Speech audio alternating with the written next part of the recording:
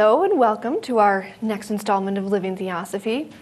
When we started talking about this, the idea of health and illness came up, and I jumped all over it because for me, I believe that health and illness is my spiritual path. It's a big part of it, so I thought this is something I can absolutely talk a lot about.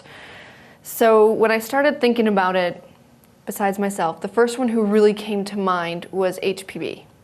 Her life was riddled with just all sorts of illness, disease. Her body wasn't very strong. So I thought about how her life, how she was able to use her experiences to make herself more enlightened and walk her own path. So I looked here at, I found this letter on the Mahatma letter number 33 by Mahatma Moria, and he said, "The least we can do for a person who has devoted her whole life to serve us and the cause we have at heart, it is to preserve her body and health for her whenever she may need it again. For such is the wish of us all. Perish the Theosophical Society rather than be ungrateful to HPB." And I thought about through her whole life when she, way back in the beginning when they came in, she fell off a horse and they picked her up to make sure she wasn't too severely hurt, all the way to the end where they came to her and said, "You can leave now, your body's falling apart, and you can have peace, or you can stick around and help write the secret doctrine, and it would be the greatest accomplishment ever." And she decided, let me take this carcass with me and I'll get it done. Come hell or high water, I'll make sure it happens. So they were very grateful to everything she did for the society and tried to help her every step along the way. So when I started thinking about health and illness on the spiritual path, one of the first things that comes to mind is this idea of karma. So when we learn about karma, everything that happens in our previous lives we bring with us, and it's kind of the blueprint for the life we have here. So everything I've done comes here. So HPB also went on and talked about reincarnation and how karma keeps bringing us back, so we have to play it out. So in the collected writings, someone had put the question to her, must you come back? Is there no escape? Do we have to keep coming back and reliving these lives over and over and over? And she says, if your material desires are unexhausted at death, you must. Desires are forces, and we believe in the conservation of force. So this kind of made me think about that idea of physics, which I'm not great at physics, but a body in motion will stay in motion. If we think about desires as a force and not a matter or materialistic thing, if they remain there, we will be drawn back whether we want to or not. So if we're moving and we're pulled in that direction, we will keep going, despite what we may desire. You must reap the seed of your own sowing and reap it where it was sown. Your new life will be the exact result of your deeds in your preceding life. No one can escape the punishment of his sins any more than he can escape the reward of his virtues. That is the law of karma. You must go on being reborn till you reach nirvana. This idea of punishment and reward kind of threw me for a loop, or this idea of sins. I didn't really like the wording of that, and I see it more as an outcome. Whatever you do, there will be an outcome or a consequence of that. So if you make a specific choice, you're going to have an opportunity in your next lifetime. That's how it's going to be presented. So if I make a choice to hurt someone in my next lifetime, I have the opportunity to remedy that or not. If I did help someone in my last lifetime, I will have the opportunity to reap the benefit of that reward or not. So it's not necessarily if this, then that. It's not a direct correlation, but I see it more as you're constantly being given opportunities to make your higher self evolve and become a better person. You can take it or not, either way. So in looking at karma, I kind of broke it down into two ideas. That you have your individual karma, and then there's also this idea of a global karma. So a lot of times in the writings of Theosophy, the Mahatmas would talk about the karma of the Theosophical Society. So they said, we know we're taking on this karma for the whole society. In that same sense, Illinois has its own karma, America has its own karma, and we're all part of that larger karma. So we're playing out our individual, what does my soul have to do, and where we're placed in this world, how to make that happen.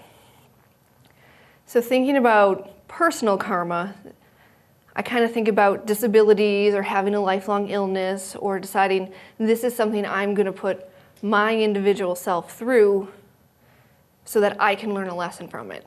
So you might have one person who's in a wheelchair their whole life, or halfway through life they have an injury and they're in a wheelchair. That's their individual karma. For whatever reason, that's what they've chosen. The other part I think about karma is our genetics, because we choose, to some extent, which family we want to be born into, where we want to be born into society. So we come in with this set of genes and DNA that's going to determine a lot of the ideas of what we can or can't do. So part of this theory too is HPB gave an example, because she's miraculous, about a man who had killed someone in a previous life by causing harm to his throat in some way. I think he had stabbed him in the throat. So then in his next lifetime, he got throat cancer that would not respond to any treatment. He couldn't do anything about it. And to me, I started thinking, okay, that's kind of, you can look at that as it's the eye for an eye of you did this, so automatically something bad has to happen to you. But when I start looking at it as it's an opportunity, it could have been anywhere between he had a sore throat to he had throat cancer. He could have had multiple sore throats, could have had his tonsils out. I mean, there's a whole range within there. So that's the part where in this lifetime, we get to make personal choices of how to deal with things, the opportunities that are come to us from our past karma. Thinking about the global scale and how sometimes our karma will interact with that, I thought mostly about the Boston Marathon bombing that happened last year. That's something that for whatever reason was part of America's karma. Maybe Boston's too, I don't know. But of all the thousands of people that were there, only several hundred of them were hurt. And some of that is their individual decision to say, I want to have a disability in this lifetime to learn from it. So that's a situation where we have a global karma issue interacting with our individual karma. There were plenty of people there who didn't get hurt. And their karma might be PTSD or emotional baggage from that or whatever, or taking care of someone who was hurt. So there's a lot of different ways to look at karma and how it affects our health and our illness on the spiritual path. The other thing is illnesses can be brought on by our personal choices. So we come in with our karma and what we've chosen, but our lifestyle here determines to some extent how healthy or how sick we get. Specifically, we think about diet and exercise and discipline. For me, I was thinking about, in my path, I grew up in a house where junk food was readily available all the time. Mountain Dew was the beverage of choice in my house. We had cake and cookies and candy and pie just covering the kitchen countertop all the time. All I ever ate was frozen food. I have no idea how to cook because that's all I ever ate. So for 30 years, that's how I learned to eat and how I learned to live. That's the karma I chose to come in with. Who knows what I did in a past life, but I decided I'm going to be born into a family or an area where nutrition is not very much valued. I lived in Wisconsin, the land of fried cheese. I mean, how much more could I have put myself in a bad place? Now that I'm older, I get to make those choices. I've decided I don't eat meat, I don't drink alcohol, I don't eat gluten. I try really hard to go to the gym and exercise, and I can go home and look and wow, you're still living that same lifestyle. It's still there, nothing has changed, but I've changed. So I could let that karma define me and say, oh well, I've always grown up this way, so I'm always gonna eat poorly, or I can do something differently. My individual choices will hopefully set my karma for my next time. So hopefully I'll be born into a family where nutrition is valued.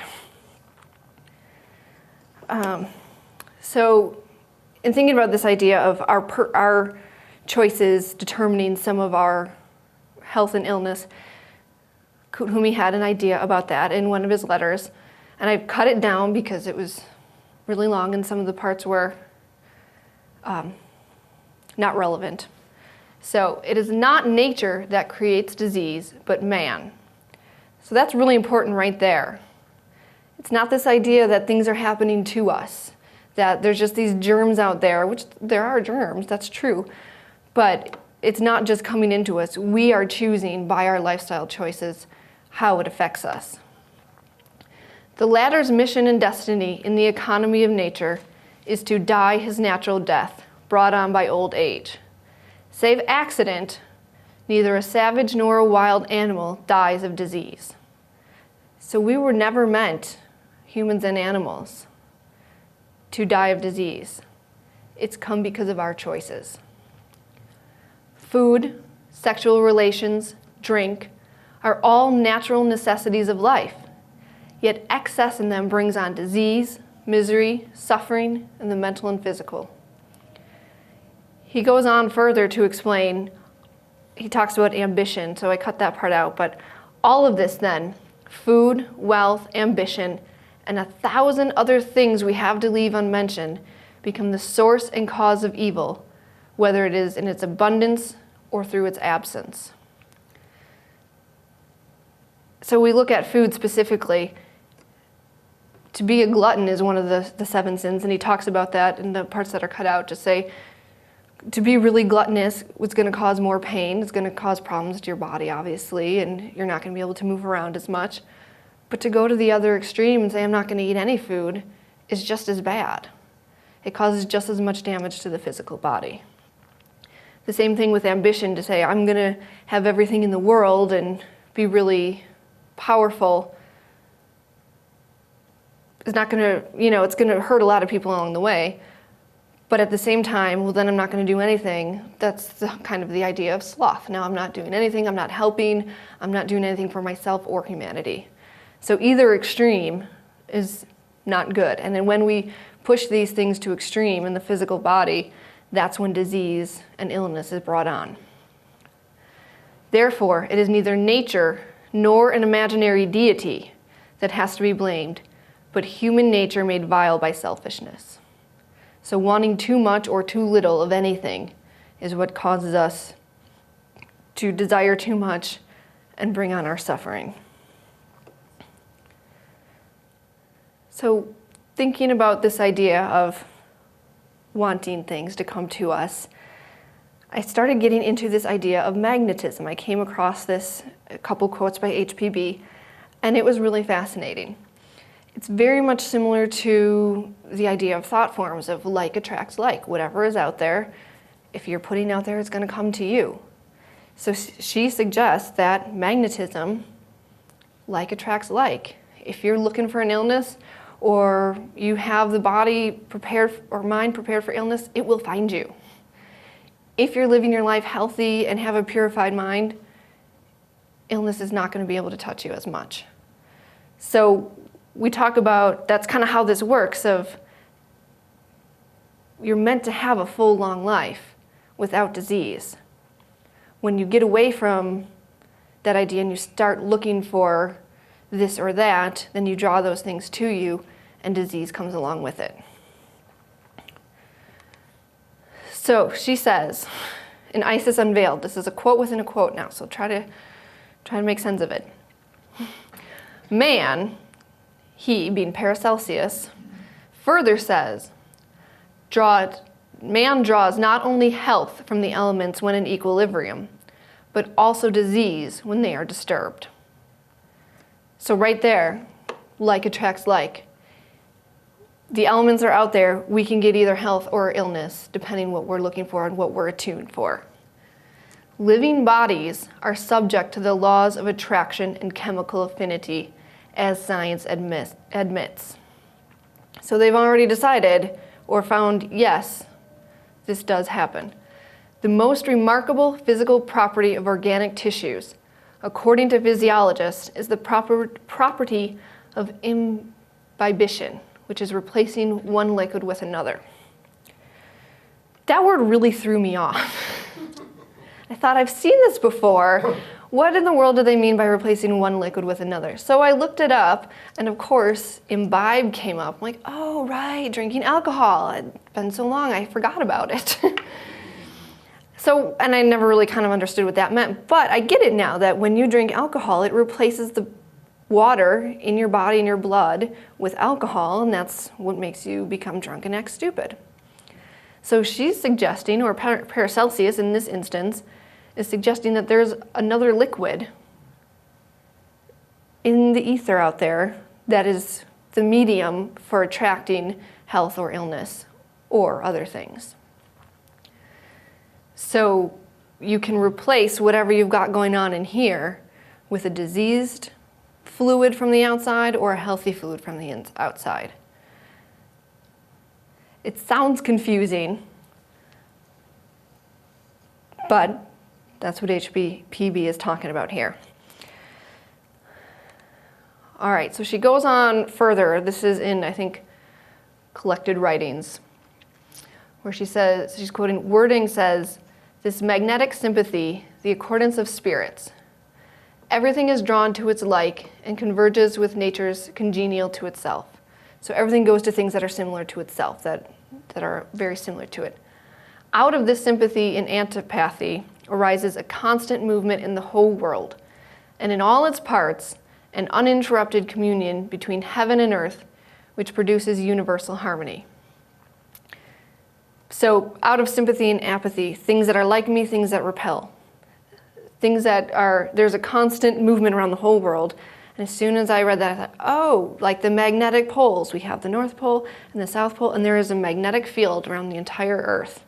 And so she's talking about here, or wording, about how there's this magnetic field around the world, constantly keeping everything in movement, that we can have things connected to us or not. He goes on further and says, everything lives and perishes through magnetism. One thing affects another, even at great distances. So again, if we have this magnetic field around the entire Earth, that makes sense how things could be attracted, good or bad, throughout this ether. And its congenitals may be influenced to health and disease by the power of this sympathy at any time, and notwithstanding the intervening space. So I also looked up congenitals because it's different than the word congenial in the paragraph above it. And I thought, what the heck does that mean? And congenitals is things that exist at birth. So what this is saying is the predispositions that you come in with, your genes, to decide, I have a gene for, breast cancer or having strokes or whatever else you might have. Those genes can be turned on or off and influenced to be health or disease based on that magnetic field and the magnetism, what you're drawing to you.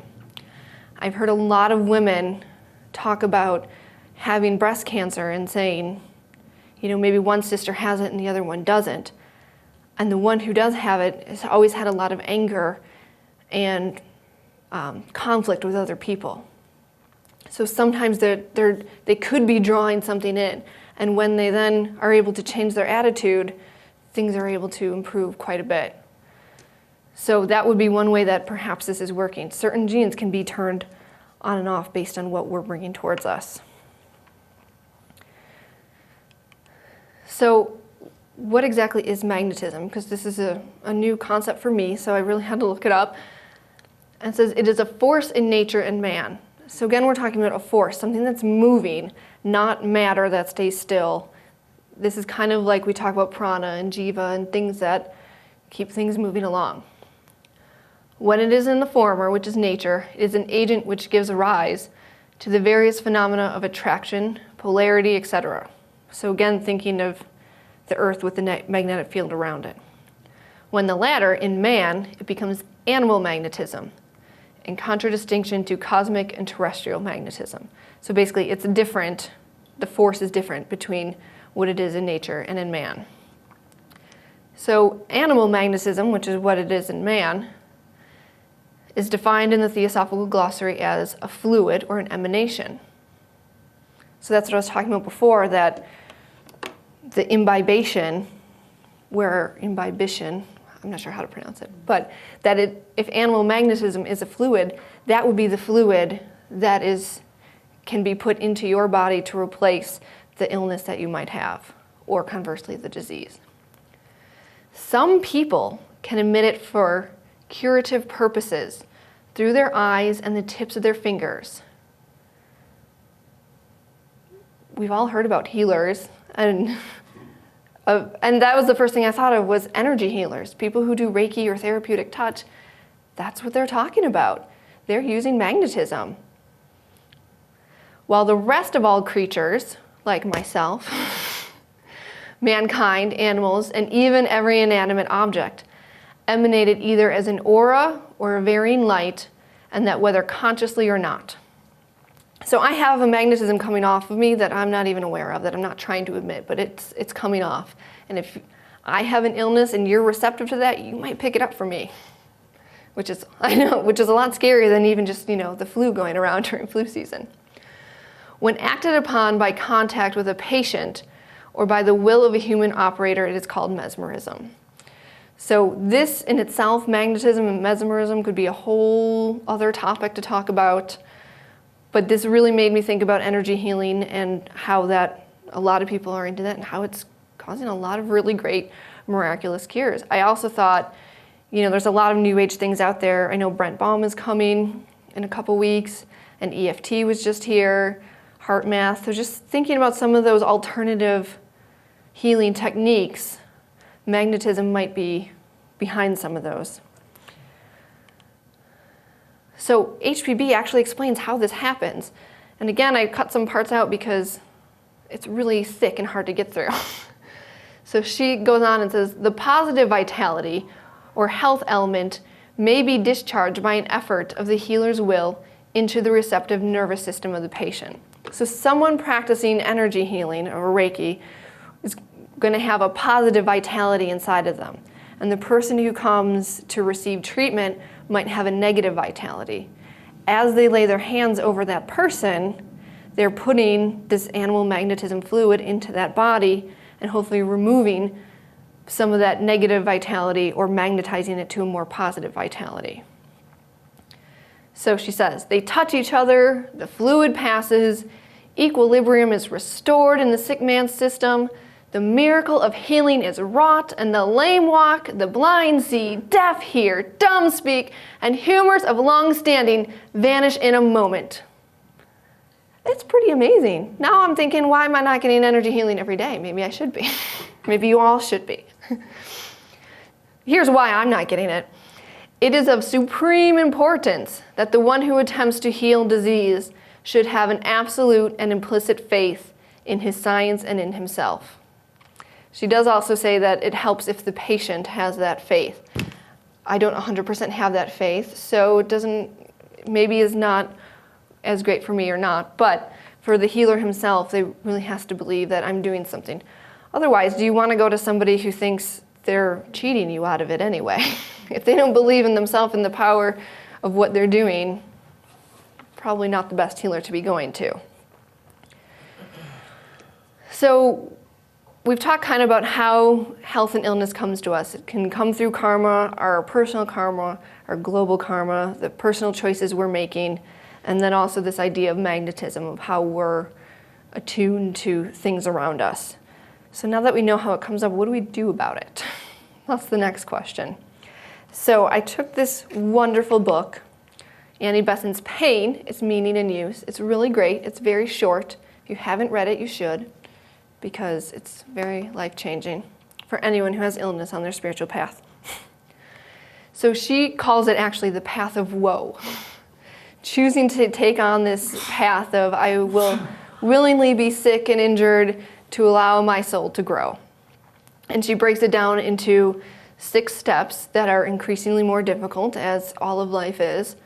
Number 1, the meaning of pain is to understand the laws of nature, understand that everything is transitory, eliminate our external desires, overcome our ego and our selfishness, learn to live for others, and then learn to have sympathy and compassion. So let's break this down into what it actually all means. Understanding the laws of nature. pain we go through in this world educates us about what the world is really made of and how it works. This made me think of an example in my own life of when I was 6 years old, and my mom said, "The stove is hot, do not touch the stove." And I'm 6 and I'm like, is it? Is it really hot? I don't know. You could be lying to me. How hot is it? Because you turned it off. So I wait for her to go out of the room, and I get over by the stove, and I think I even had to get a chair because I was too small, and I'm hovering over it, and I take my hands and I get closer and closer. I'm like, it's kind of warm, but I don't think it's hot. And I'm thinking this all, I still remember it because it's very traumatic apparently. And I touch it down, and as soon as I touch those coils, scream, my mom comes yelling in, "What are you doing?" I'm like, "I touched the stove." Of course, she's like, "Why did you touch the stove?" I'm like, "Because I didn't believe you." So, physical laws of nature. Pain helps us learn, A, when things are hot, you're going to get burned. That was a pretty obvious one. But number 2, I learned, maybe I should trust the adults when they tell me something is bad for me. So at age 6, that was kind of important lesson. At age 6, that was an important lesson to learn. And there was no reason for me not to be trusting my mom in that situation. So we learn those physical laws, but also then learning the laws of reincarnation and karma and why we keep coming back. So we start to learn that we don't necessarily, our desires are what bring us back, so how do we learn to not want those desires? My other trip on my personal path here is being gluten intolerant. I really, really love cakes and cookies and pies and anything made of wheat and delicious sugars. It's great. And as I said, I grew up in a house where that was readily available all the time, anytime, every day. So I've grown up eating this, being able to satisfy it whenever I wanted. And I'm pretty sure that because of that, now I have gained a gluten intolerance that if I eat it, I will get severely ill. Maybe not severely, but pretty ill. The pain of eating gluten at this point is enough for me to say, I do not want to eat that piece of cake. I know you're delicious, I know it'll be really good, but the laws of nature say I will get sick. So I can increase my willpower and say, I'm not going to eat it.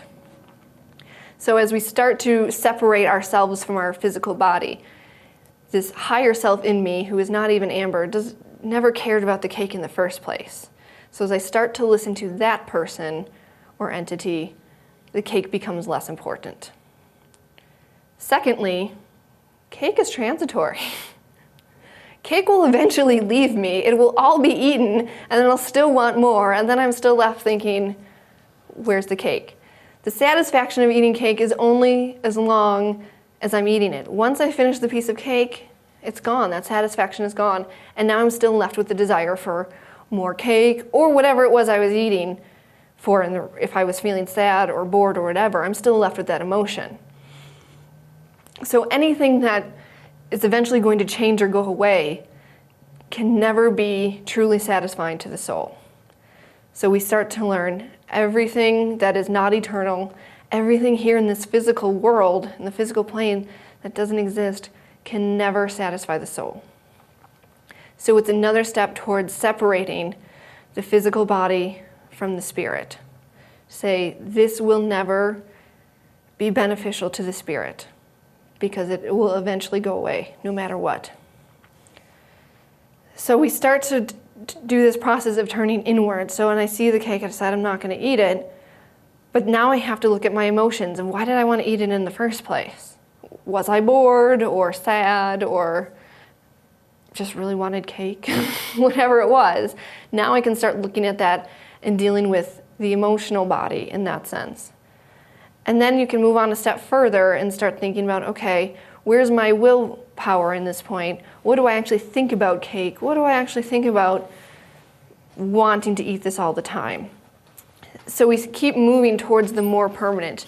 As we look at that, our grid or whatever, going from physical to astral to mental and so on, we retreat further inward. So I'm going to stay away from the piece of cake, then I'm going to deal with my emotions about it, then I'm going to deal with my thoughts about it. So constantly getting closer to that spirit and away from the eternal body, external body, Be clear about that. So then that brings us to eliminating desires. We have this idea, especially right now, our society is very much of the more is better. So going back to cake, I would need an endless amount of cake to constantly be eating it to feel like I'm satisfied. But even still, I know that everything's transitory, and eventually I'm going to run out of cake. And when it's gone, I'm just left with what? I want something. So trying to figure out what are these desires I want, where are they coming from, and how do I start to get rid of those? So you keep talking about food. Ed's teasing me about talking about food, but I'm talking about cake because I love it so much. And it's been painful for me as my spiritual path to have to give it up because I can't eat gluten. I know, I'm sorry. I should have brought cake. My mom did tell me the first rule, if you give a talk to people, you always bring food. So I'm sorry to you on the internet, you wouldn't have any anyway.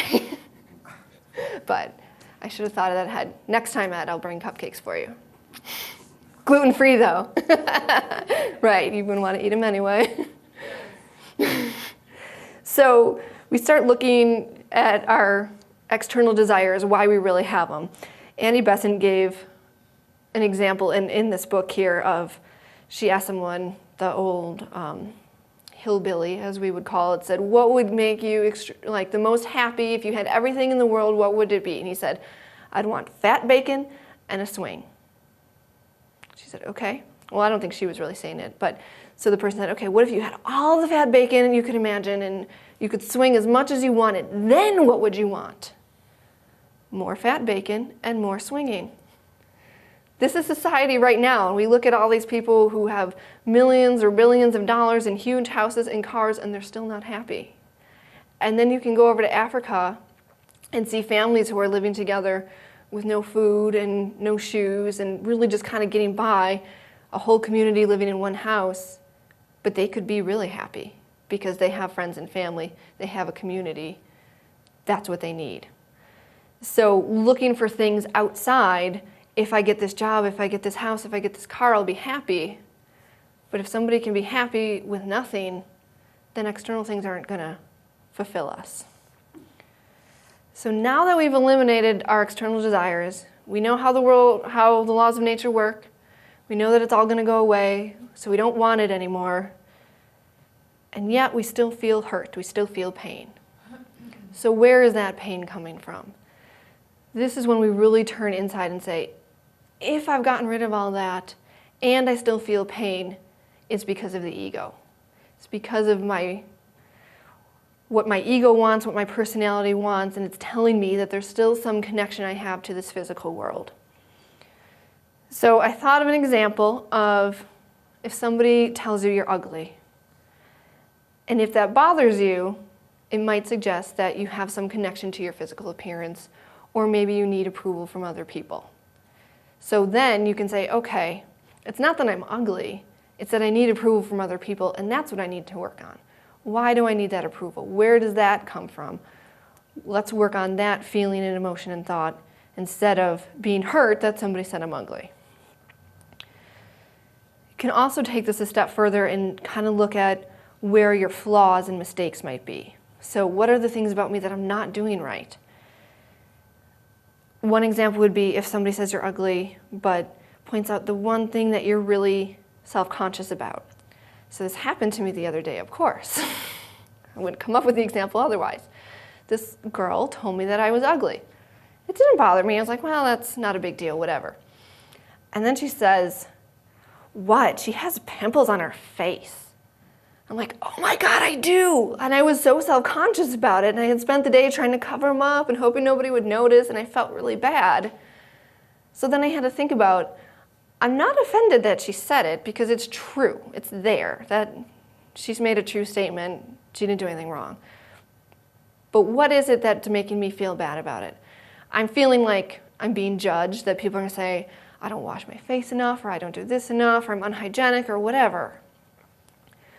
But what's the flaw behind that? You know, that's a thought, but what's the flaw in my personality that makes me feel that way? And I thought, I don't want people to pity me. I don't want her to judge me. I don't want other people to pity me and say, oh, that poor girl, she doesn't know how to take care of herself. And the reality was behind that, I pitied myself. Poor me that I have these pimples on my face.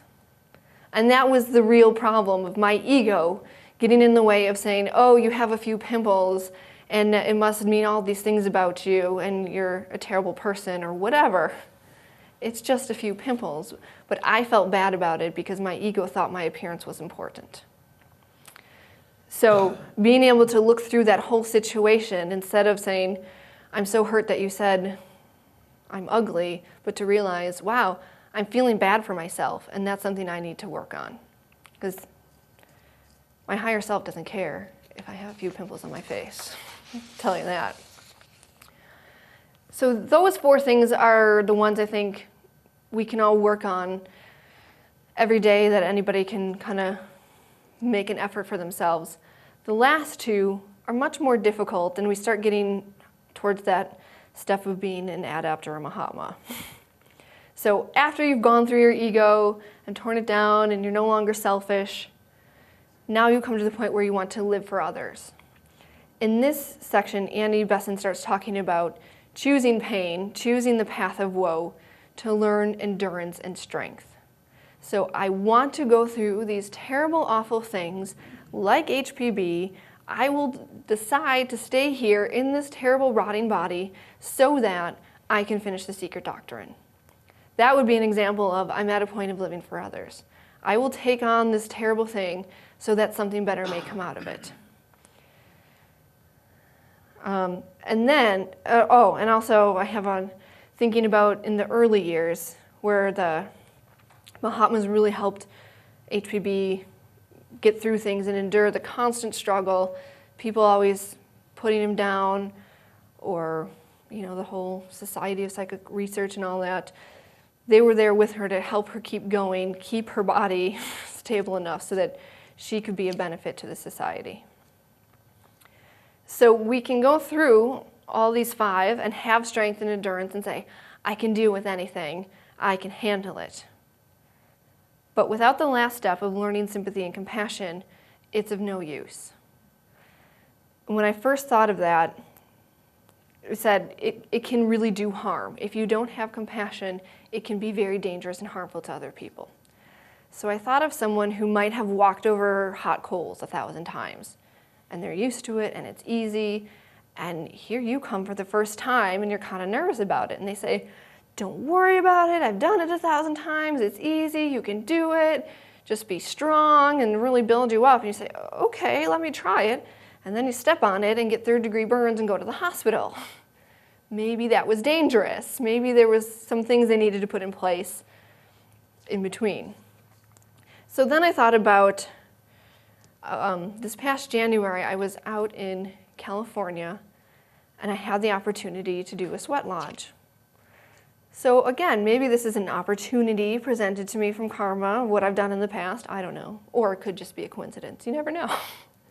I had no intention to do this sweat lodge because nothing about it appealed to me. Why would I want to go sit in a hot tent for like 2 hours? That sounds terrible. But I had nothing to do, so I'll help you guys set it up. Wouldn't that be fun? And I'll be helpful. So the leader came over, and he's done thousands of sweat lodges. He does this one every month, and he's done them all over the place. And he says, oh, don't worry about it. You can do it. You're strong enough. You can get through it. It's no big deal. And I said to him, I know I'm strong enough to do it. I know I can do it. But I have these anxieties about it. I'm worried of what if I have to go to the bathroom, really was my biggest fear at that point. And so instead of just telling me, don't worry, you can do it, he looked at me and said, okay, I understand. Why don't you sit next to me? And if you get nervous or if anything, if it's too much for you to handle, just touch my hand and I'll know and I can move it along and we'll open the tent and you can get out. Okay, now I felt confident that there's compassion there. I knew I could do it. I knew it wasn't a matter of being strong enough to do it.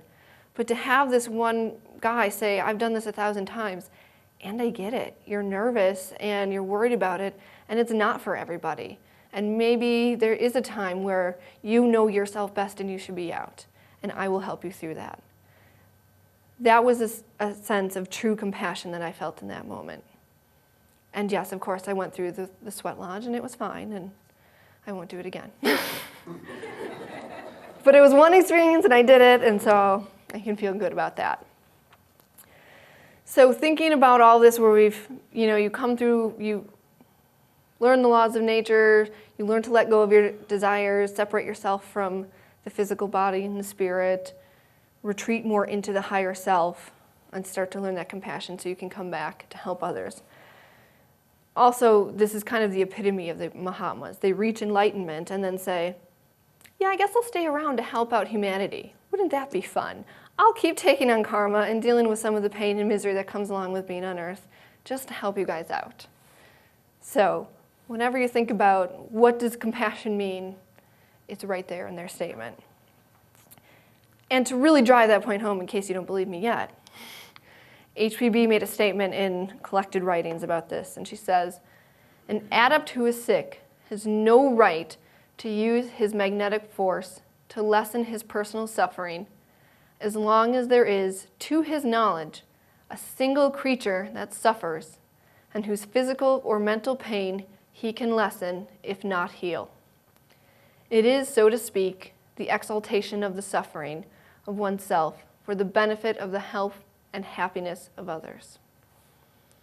So their whole, they're tasked with, they have this ability to heal others, but as long as somebody else needs that healing, they must give it to them before themselves. So this idea of compassion and living for others, I must help everybody else before I can even help myself. And that's why we have to go through those stages of getting rid of the ego and learning to care for other people so that you're not thinking, well, I'm really sick, I could do it, and I know I'm supposed to help other people. It's never a question for them. They know I need to help everybody else more than myself. So overall, we have, we can use pain and illness and health as it comes to us, either through karma or magnetism. We can use it as a way to help our soul evolve, to draw inward, to separate the spirit from the matter, and to get to this point of being able to be of service to others. Any questions? No.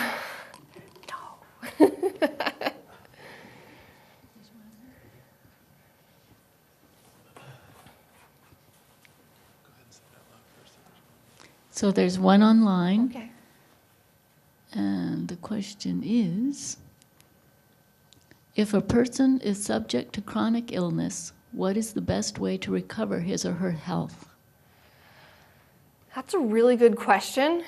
I am not a doctor, so I don't know. But my best guess would be, I'm someone who believes in Western medicine. I am skeptical of things, as I said before. So going through Western medicine, but also trying out the alternative methods of whether it's acupuncture or EFT or Reiki or therapeutic touch. And beyond that, accepting that maybe this is my karma. This is something that I brought in, and my attitude of how I deal with it and how I approach it is going to make a difference. I'm definitely someone who has a chronic illness. I got Lyme disease when I was 11, and it continues to affect me 20 years later. And I've accepted this is just how it's going to be. That new things are going to come up, and I'm going to constantly have problems. I've said too, I've been sick since the day I was born. This is my life. Yes, that's true. I know that's really sad, but it's true. In my life, I constantly have things that come up. This is just how it's going to be. I don't know where I'm going to be at 70 or 80, if I'll make it that long. But the best I can do is go along with it, treat it as it comes up, and do what I can with it.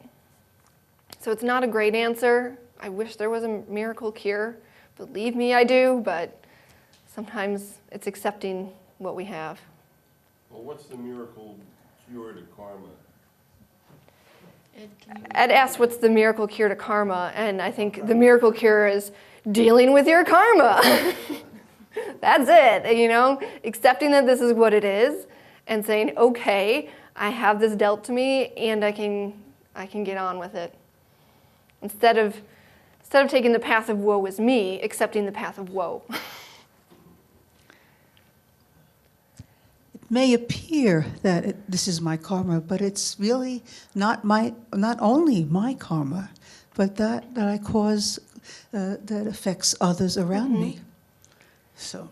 Yeah, absolutely. And that's part of what I was saying of we have, you know, a societal karma or a global karma, but you even have it with your friends or your family. I mean, they chose to be with you too. They chose to be your caretaker or your friend to listen to or your friend that's going to turn their back on you. Even the nurses or doctors that are in your area that take care of you, they're part of that karma too. So, or the acupuncture or massage therapist you go to, they're all part of that as a healer to help you move forward. Whether you accept it or not and have a belief in the practitioner is a big difference.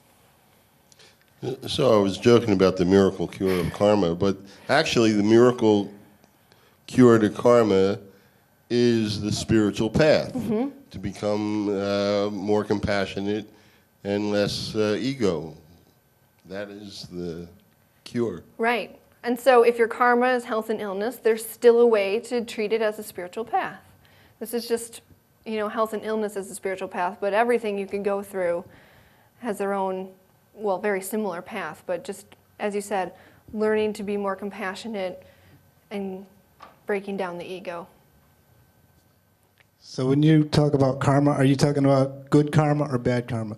Like when you say there's a cure for karma, then that implies that karma's bad. I mean... I don't think there's a difference between good karma or bad karma. No, karma is balance. Right, and that's why... There is no good or bad karma. Karma Right. means balance. And that's what I said in the beginning, it's an opportunity. If you've done something wrong, you have an opportunity to make it right, or you have an opportunity to reap the benefits of doing something you've done before. So we decide how to take that, good or bad. It doesn't happen to us. We make it happen.